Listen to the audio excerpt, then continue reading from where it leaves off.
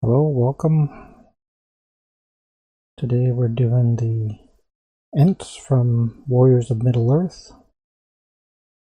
I started off giving them a Zenithal Prime, which is a layer of black primer, and then spraying mostly from above with white to simulate kind of daylight effect. But I knew I was going to use speed paint for this, so speed paint, I find it best if it's a white heavy Zenithal. Still in the recesses there's some gray and black tones. And for the speed paint, I mixed 3 parts dark brown with 3 parts yellow and 1 part red.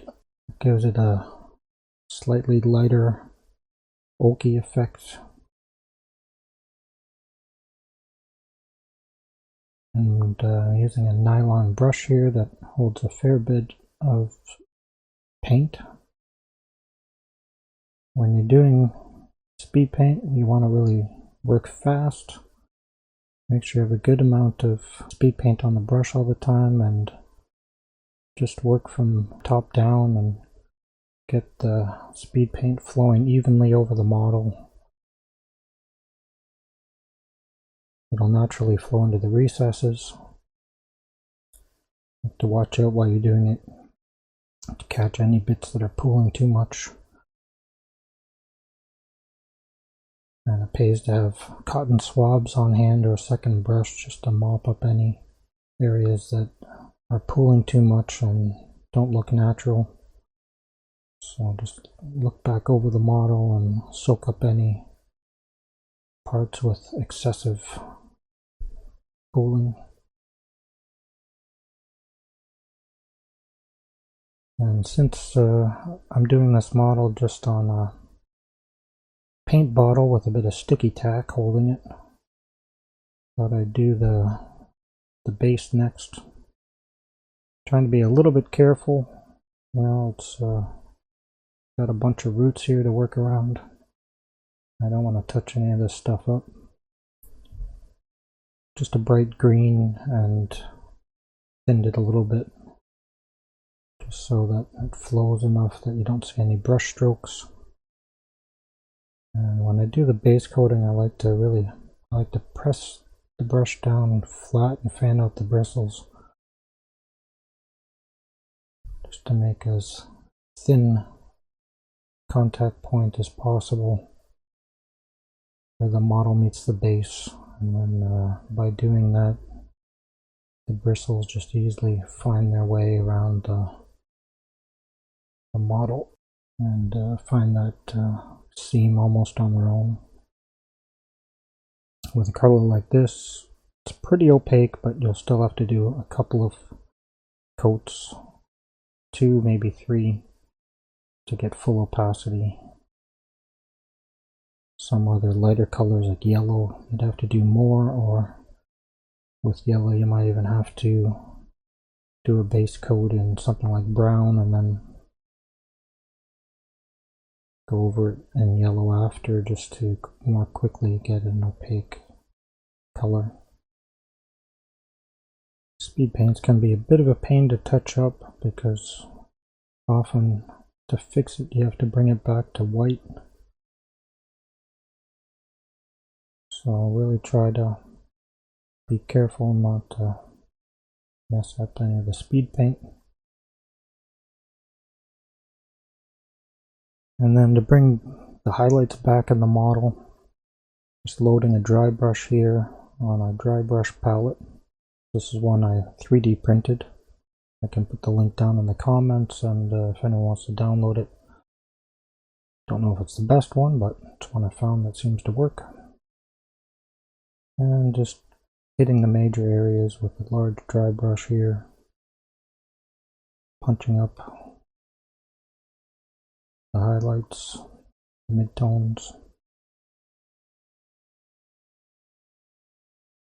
It's not possible to get everywhere with the big brush, so use a smaller brush to kind of see that I can get everywhere. I find finding with the smaller brush you have a little more control. And when I'm doing this, I'm trying to get most of the brush strokes are from above, and a little bit in all directions, but I want the bulk of them to be from above, just like emulating the daylight. Oops, you see the downside of sticky tack, especially dry brushing when you're using force like this. Sticky tack model can fly off. So it's probably better to do this with a painting handle. Something that grips the base better. Then of course you'd have to do the basing last, so you don't mess that up. I also made sure that between all these stages you want to make sure that the model dries pretty good, and you can just let it sit for a while, or you can hit it with a hair dryer just to make sure that it's somewhat dry. But it's looking more like a tree. Also, at some point I went in and painted the stone that the Ent was holding with a stone gray, and then did a wash on it that was a bit of black, a bit of brown, just to make it look like a little more natural.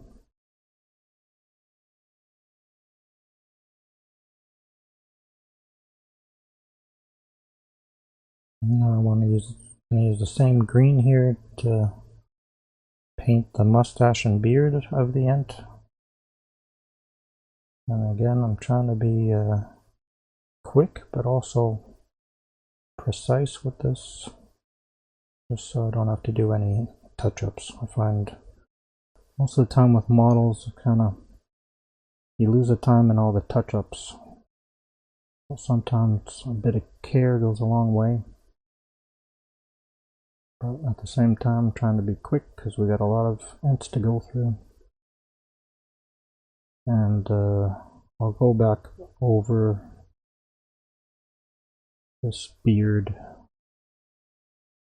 with a subtle brown wash, just to make it look a little more natural and distinguish it from the color in the base. Give some definition to the crevices of the beard.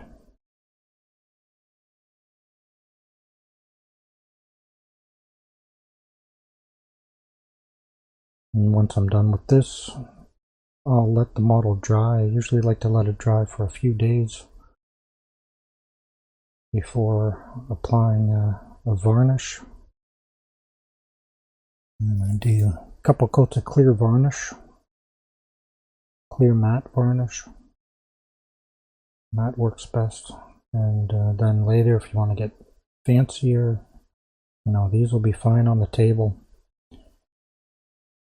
But if you want to get fancier, you can always go back and add more highlights and more definition to the model, even over matte varnish. That's no problem. And I can just reseal it then with another layer of varnish once you've done some more highlighting. But I'm trying not to get too fancy here. We're trying just to get them to the table with a game ready level. So, this level of painting, it looks decent. It's pretty quick. Something everyone can do. And then as your skill level improves, you can always go back and get fancier with it later on.